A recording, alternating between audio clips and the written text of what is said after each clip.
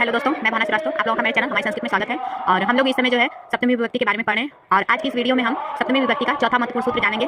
इससे पहले मैंने सप्तमी विभक्ति के 2-3 महत्वपूर्ण सूत्र मैं बता चुकी हूँ। और आप लोग यदि मेरी वीडियो पे पहली बार आए हैं तो चैनल को सब्सक्राइब कर लीजिए, ताकि जब भी मैं कोई वीडियो डालूँ तो वो आप तक पहुँच जाए और आप लोगों को खोजना ना पड़े। और मेरे चैनल पे संज्ञा प्रकरण, संस्कृत वर्णमाला और संस्कृत में कारक प्लेलिस्ट बना के डाली हूँ। आप लोगों को उसमें से जो देखना है देख लीजिएगा। मेरी तरफ से यही प्रयास किया जा रहा है कि मैं आप लोगों को संस्कृत सरल से सरल शब्दों में बता सकूँ। तो चलिए आज का वीडियो शुरू करते हैं। इसमें हम उदाहरण भी जानेंगे, इससे किस प्रकार का प्रश्न बनता है ये भी जानेंगे। साथ ही साथ जो है ये सूत्र कहाँ प्रयोग होता है ये भी जानेंगे। तो चलिए शुरू करते हैं। यस्य च भावेन भाव लक्षणम।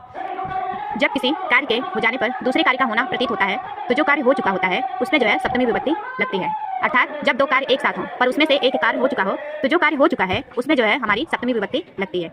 इसको उदाहरण से समझते हैं। जैसे हमारा उदाहरण है सूर्य अस्तम गते पक्षिण नीड़म गता।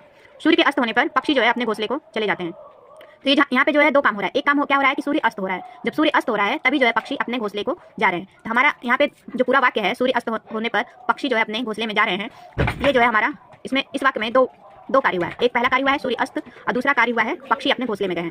तो पक्षी आप लोगों को पता ही है, ये नेचुरल चीज़ है कि जब भी सूर्य अस्त होता है तो पक्षी लोग भी समझ जाते हैं कि अब जो है हमारा आसमान में उड़ने का समय नहीं है, अब हमें अपने घोंसले में चले जाना चाहिए, नहीं तो कोई परेशानी में हम पड़ सकते हैं। तो पक्षी भी समझ जाता है कि सूर्य अस्त हो गया है और अपने घोंसले में चला जाता है। तो पहला काम इसमें जो है सूर्य अस्त हुआ है। तो सूर्य अस्त हुआ है तो इसलिए जो है पहले वाले शब्द में जो है जो पहला कार्य हुआ है सूर्य अस्त, उसमें जो है हमारा सप्तमी लगा है। सूर्य जो शब्द है उसमें सप्तमी लगा है। सूर्य अस्त होने के बाद ही जो है पक्षी अपने घोंसले को जाते हैं। यदि सूर्य अस्त नहीं होता तो अपना जो है यहाँ घूमते हैं, अपना घर बनाने के लिए तिनका ढूंढेंगे, अपने बच्चों को खिलाने के लिए भोजन ढूंढेंगे, वो सब दिन भर घूमते रहेंगे। लेकिन जैसे ही सूर्य अस्त होता है तो दूसरा उन लोगों को फिर अपने घोंसले में चले जाते हैं। दूसरा इसी प्रकार हमारा उदाहरण है रामे वनम गते दशरथ प्राणान अत्यज्यत।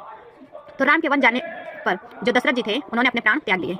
पहले क्या हुआ, दशरथ जी पहले नहीं प्राण त्यागे, तब त्यागे जब राम जी वन को चले गए। तो यानी राम जी के जाने के बाद जो है दूसरा कार्य क्या हुआ है, दशरथ जी अपने प्राण त्यागे। तो पहला काम हमारा हो चुका था, राम जी वन को चले गए थे। तो इसलिए यहाँ पे जो पहला वाक्य है रामे वनम गते, इसमें जो राम है इसमें सप्तमी विभक्ति लगी है, क्योंकि राम वन को चले गए तब जो है दशरथ जी ने अपने प्राण त्यागे।